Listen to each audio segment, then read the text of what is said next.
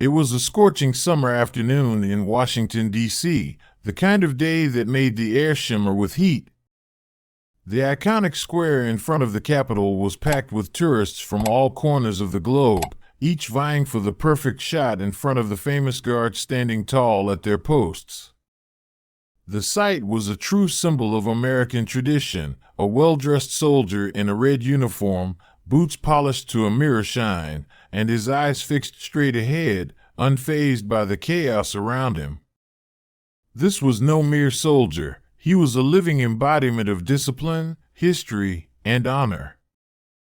Amid the buzz of cameras clicking and the rustling of souvenir bags, a man in his early 30s stood out from the crowd.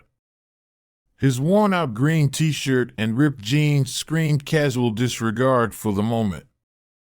He strolled up to the front row, a smug grin plastered across his face, a plastic water bottle dangling carelessly from his hand. He looked at the guard, standing motionless, and a mischievous glint sparked in his eyes. In his mind, he was the star of this scene, he was the one who paid for this show, and he was about to have a little fun with it.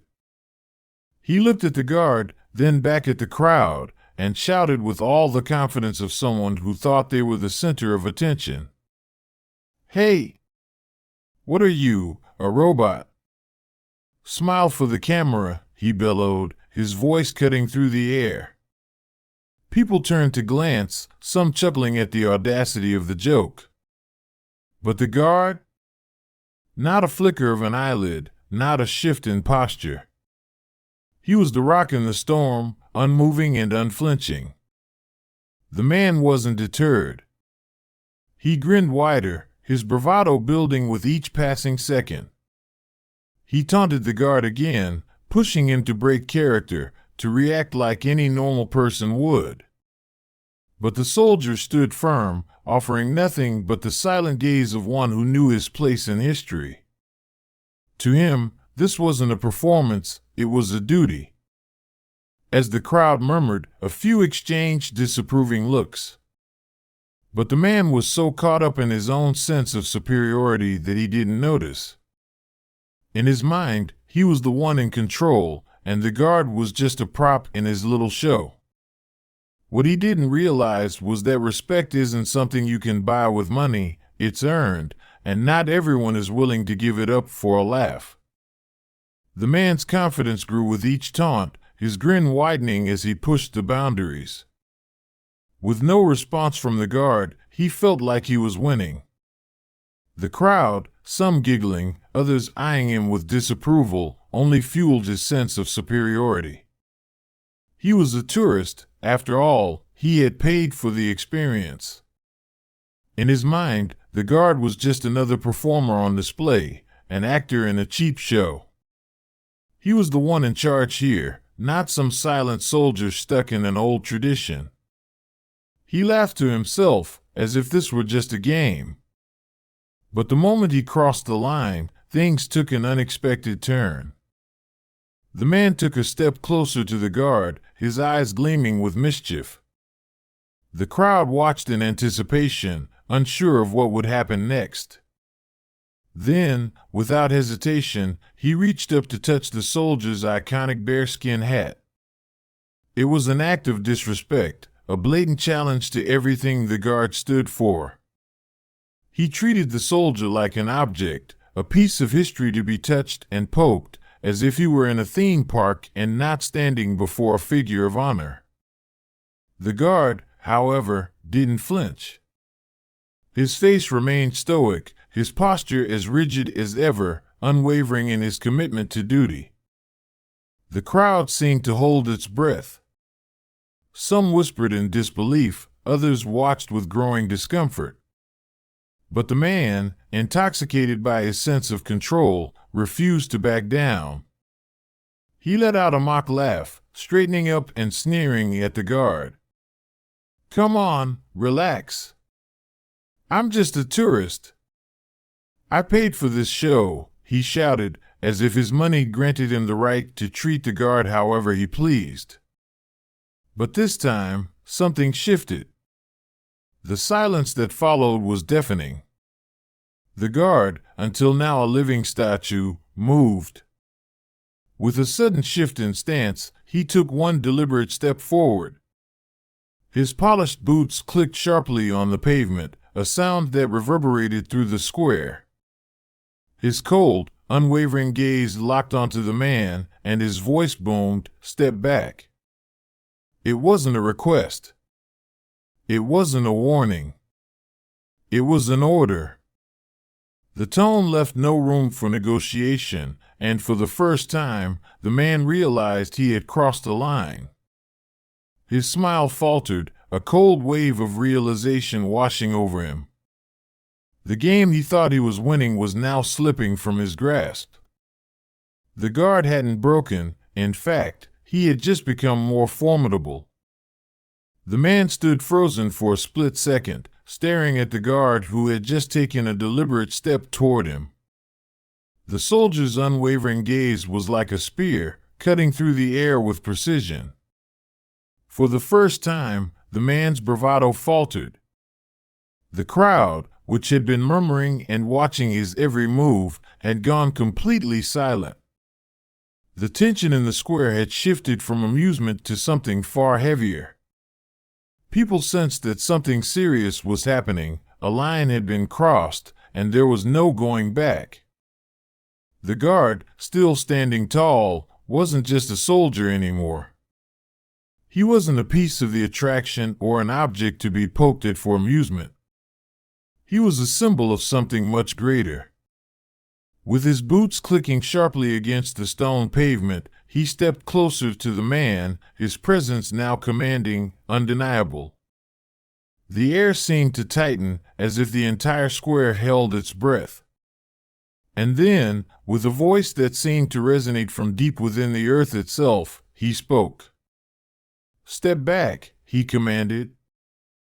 It wasn't just a command. It was a declaration. A statement of authority that could not be challenged. The words were clear and firm, reverberating through the square like a shot. The crowd, once entertained by the man's antics, now seemed to recoil in shock. The man's smirk melted away, his eyes wide with the realization of what he had just provoked. His self-assuredness was gone, replaced by an uncomfortable awareness that his actions had consequences far beyond what he had imagined. For the first time, he felt small. His earlier arrogance vanished as quickly as it had come, replaced by a pit of dread in his stomach. He had pushed the guard, thinking that his money and his status as a tourist would make him untouchable, but now he understood. He wasn't in control anymore. The guard had not only stood his ground, but he had also shown a power the man couldn't buy with any amount of money. The sheer presence of the guard, unshaken and resolute, seemed to expose the man's foolishness for the world to see. As the man awkwardly stumbled back, realizing he had lost his audience and any sense of superiority, the murmurs of disapproval grew louder. It wasn't just the crowd's judgment that was evident now, it was something more profound. The man had learned, in the harshest way, that respect isn't something that can be bought or demanded. It has to be earned, and he had failed that test miserably.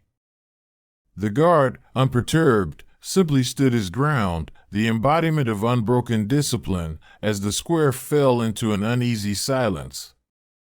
The moment the guard's voice boomed through the air, everything seemed to shift. The square, which had once echoed with laughter and the sounds of tourists snapping pictures, was now thick with tension. The man had been so caught up in his own ego, his belief that his money could grant him control over any situation, that he hadn't realized the gravity of his actions. But now, as the guard's words echoed in the air, he was no longer the star of the show. He was just another person standing before a symbol of strength and honor, a lesson he had never expected to learn. The crowd, which had initially watched with a mix of amusement and mild discomfort, now turned their attention fully to the unfolding scene. Whispers spread like wildfire through the group, and those who had once chuckled at the man's antics now looked at him with open disdain. Some muttered, "Who does that?" Others simply shook their heads in disbelief. The crowd had made its judgment. What the man had mistaken for a game was, in fact, a serious breach of respect, and they weren't about to let him forget it. An older man, his face weathered by time and experience, stepped forward from the crowd. His chest was adorned with medals, and his cane tapped rhythmically against the stone as he made his way toward the tourist. His eyes locked onto the man in the plaid shirt, his gaze cold and full of disappointment. With a voice dripping with disdain, the veteran spoke, "You have no idea who you're standing in front of." His words hit like a slap in the face. The crowd, once murmuring, now erupted into applause. They were not applauding the tourist's behavior, but rather the veteran's scathing rebuke and the way he had stood up for the honor of the soldier. The man, now visibly shrinking under the weight of his mistake, looked around at the crowd. What had once been an opportunity for him to shine had now turned into his moment of shame. His smug smile was gone, replaced by a flushed face and the sinking feeling that everyone around him saw him for what he truly was, a fool. The realization hit him harder than any physical shove ever could. His eyes darted nervously as he stumbled back, trying to retreat into the crowd, but there was no escaping the judgment of those who had witnessed his disgrace. As the tourists who had once chuckled at his antics began to record the moment on their phones, the man's sense of superiority vanished completely.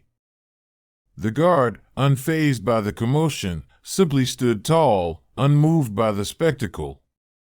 His duty was clear, and his discipline was unshakable. Meanwhile, the crowd's disapproval of the tourist only grew louder. The man had come seeking attention, but now he was the one everyone wanted to forget. In the midst of it all, the guard remained a pillar of strength, unbroken and unyielding. He had not only withstood the tourist's provocation, but he had shown the world what real respect, tradition, and honor looked like. And as the crowd dispersed, their conversation turned from the tourist's foolishness to the soldier's unwavering dignity. In the end, the only applause was for the guard, who had turned a moment of disrespect into a resounding lesson in honor for everyone who had witnessed it.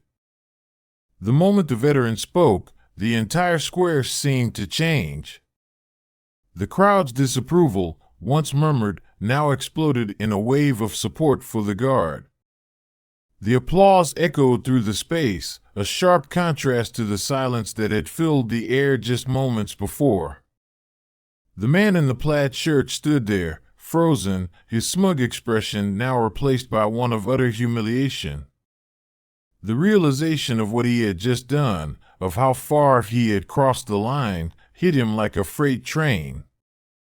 His actions, once brushed off as a joke, were now exposed for what they truly were, a disrespectful attack on something far bigger than him, bigger than his money, his status, or his sense of superiority.